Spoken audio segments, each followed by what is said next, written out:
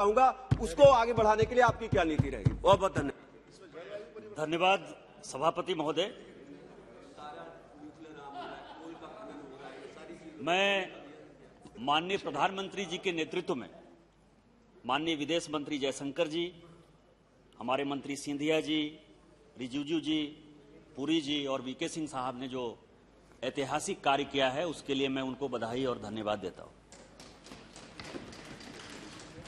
Sir, मुझे लग रहा था कि विदेश नीति पर जितनी भी सरकारें रही हैं उसकी नीतियां एक ही रही हैं और उसी प्रकार से बात होगी, लेकिन जो मैंने डिबेट सुना सर, उसमें लगा कि विदेश नीति भारत की जो है 1947 के बाद ही बनी और नेहरू जी ने ही उसका फाउंडेशन किया। इसके पहले कोई विदेश नीति ही नहीं थी और हमारे देश के नागरिक जो है ऐसे ही रहते थे।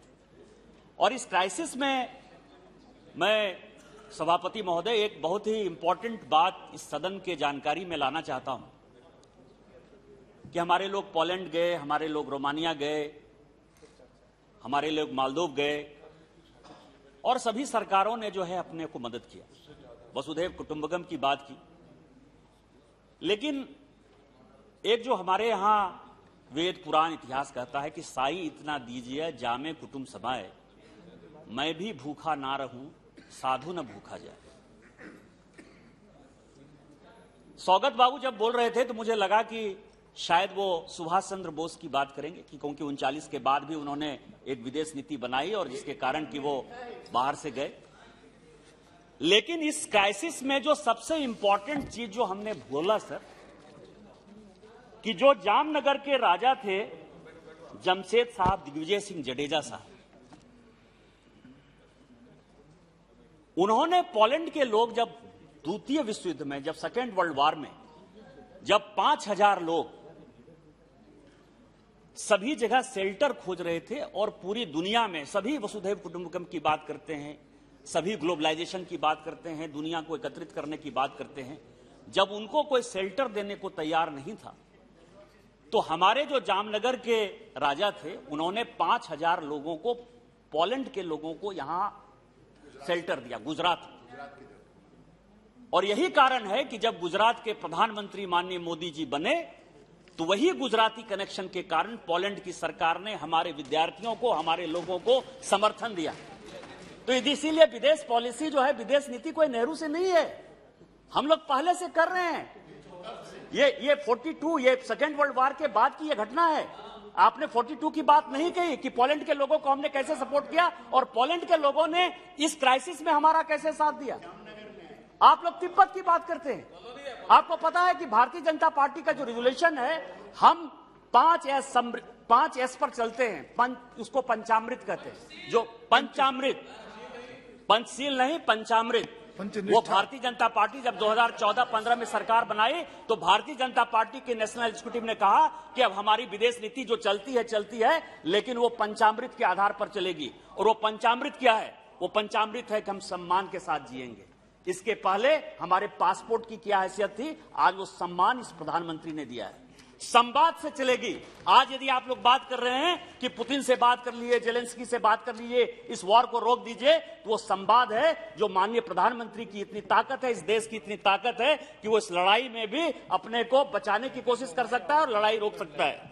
हम समृद्धि की बात करते हैं। यदि आप अभी रितेश पांडे बोल रहे थे कि क्लाइमेट चेंज का क्या होगा, धातुओं का दाम बढ़ गया, इसका क्या हो गया, समृद्धि, हम किस तरह से अपना बिजनेस करेंगे। अब ऑस्ट्रेलिया के साथ पहली बार हमने एफटीए साइन किया, और क्या एफटीए साइन किया है कि हमारे लोग किस तरह से वहां नौकरी करेंगे, हमारे लोग किस तरह से जाएंगे, किस तरह से इंपोर्ट और एक्सपोर्ट का जो डेफिसिट है वो कैसे भारत के पक्ष में आएगा।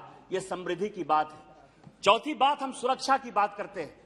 बहुत बातें हुई, तिब्बत आ गया, मिस्टर थरूर बोल रहे थे, बड़े जानकार हैं विदेश के, संयोग से उनके साथ कमेटी में काम करने का बहुत मौका मिलता है। एक सेकंड, सभा की यदि सहमति हो तो अभी 1 घंटा समय 7 बजे तक के लिए बढ़ा देते हैं। ठीक है निशिकांत जी, अभी 1 घंटा, बाद में आप कहेंगे तो बढ़ा देंगे। और जी, बड़े विद्वान है सर और हम उनका बहुत सम्मान करते हैं। आईटी कमेटी में उनसे बहुत कुछ सीखते हैं, सीख कर ही जो है पिछले 2-3 साल से अपनी जिंदगी बिता रहे हैं। लेकिन आप ये बताइए कि तिब्बत हमारा पड़ोसी कैसे बना? तिब्बत अलग राष्ट्र, ये इस देश में चर्चा हो जानी चाहिए, विदेश नीति के ऊपर चर्चा हो जानी चाहिए कि तिब्बत हमारा पड़ोसी किसने बनाया। आप ये कहते हो कि आप हमेशा नेहरू को गाली देते हो, कांग्रेस को गाली देते हो, क्या करें? आपने ऐसे दुश्मन को हमारे माथे पर बैठा दिया, तिब्बत को। तिब्बत हमारा नेबर नहीं था। अंग्रेजों ने जाते जाते 3 एग्रीमेंट किए 3 देशों के साथ, और उसने कहा कि भूटान अलग देश होगा, नेपाल अलग देश होगा, तिब्बत अलग देश होगा। और चूंकि बफर स्टेट की कल्पना थी, कहीं से भी हमारा बॉर्डर चीन के साथ नहीं लगता था। आपने जिस हिसाब से इस देश के साथ अन्याय किया, इस देश की विदेश नीति के साथ अन्याय किया, कभी पार्लियामेंट में जब आप डिस्कस नहीं किए, हजारों लेटर हैं जब चाइना जो है तिब्बत पर एग्रेशन करने की कोशिश कर रहा था। और मैं दलाई लामा पंथ की स्थापना जिसने की, भगवान अतीश दीपांकर, वो हमारे विश्वविद्यालय के वाइस चांसलर थे। हमारे गांव ने, विक्रमशिला ने इस दुनिया को पहला वाइस चांसलर दिया, और अतीश दीपांकर ने दलाई लामा पंथ की स्थापना की। इसलिए उस फैमिली के साथ, उस ट्रेडिशन के साथ हमारा मतलब है। वो लोग लगातार 1950-51 से भारत सरकार को गुहार करते रहे, और आपने तिब्बत अपने पंचशील के सिद्धांत के आधार पर, हिंदी चीनी भाई भाई के आधार पर, आपने सिक्योरिटी काउंसिल की सदस्यता ही नहीं दिलवाई, आपने तिब्बत को दे दिया। और आज आप हमसे हिसाब मांग रहे हैं कि तिब्बत ने अटैक कर दिया, तिब्बत ने ये कर दिया, तिब्बत ने चाइना ने जो है अटैक कर दिया। आपको लगता है कि इस तरह की चर्चा होनी चाहिए? आपने अभी कहा कि हमने अब्सटेन कर दिया। 1978 में अफगानिस्तान पर जब रूस ने अटैक किया था, तो आपने क्या किया? फिलिस्तीन और इजराइल का सारा रिजोल्यूशन मैंने सिक्योरिटी काउंसिल का पढ़ा है। फिलिस्तीन और इजराइल का सारा, और आप तो यूएन के वहां अधिकारी रहे, शशि थरूर साहब ने 78 में आप ही की सरकार थी, मुरारजी भाई की सरकार थी।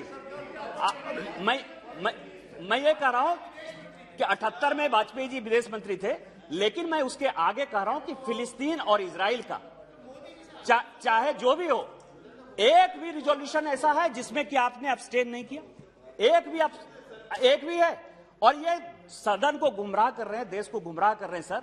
चाहे 62 का सवाल हो, चाहे 65 का सवाल हो, चाहे 71 का सवाल हो, हमेशा जो है रूस ने हमारा साथ दिया। मैं उसके विदेश नीति पर नहीं बोल रहा हूं, लेकिन इन्होंने कहा कि यूक्रेन उसका पार्ट था, इसीलिए आप उसके साथ हैं।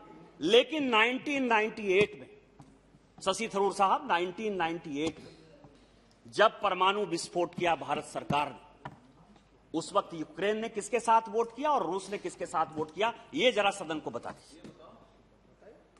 और जब ये बताएंगे तब पता चलेगा कि पूरी दुनिया जब हमारे ऊपर जो है बैन लगा दी थी, पूरी दुनिया में हमको कोई सपोर्ट करने, मैं किसी युद्ध की बात नहीं करता, यहां युद्ध के लिए बहुत बातें हुई। 2 महिलाएं हैं, सुमति जी और सुप्रिया जी, उन्होंने वॉर के बारे में बहुत बड़ी बात कही।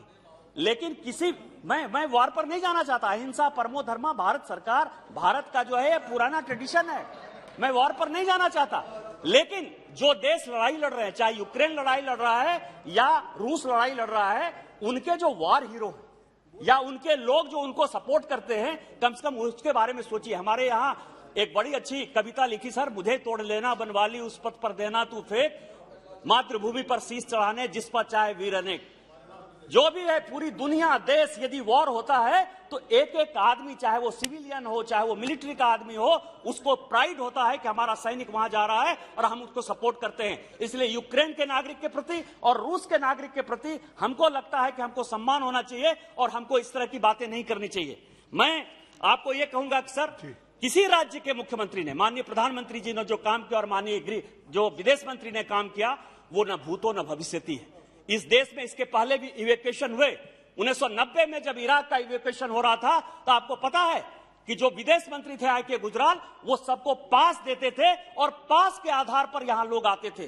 पहली बार ऐसा हुआ, क्योंकि 20 लड़के हमारे भी आए, चाहे वो गरीब था या अमीर था, हिंदू था या मुसलमान था या सिख था या ईसाई था, सबको एक आधार पर भारत सरकार माननीय प्रधानमंत्री जी के नेतृत्व में आई। 1990 का I.K. गुजराल का मॉडल हमने नहीं अपनाया। जितने भी इवैक्यूएशन हुए, यहां दिल्ली से मैसेज जाता था कि बड़े परिवार को लाना है, बड़े लोगों को लाना है।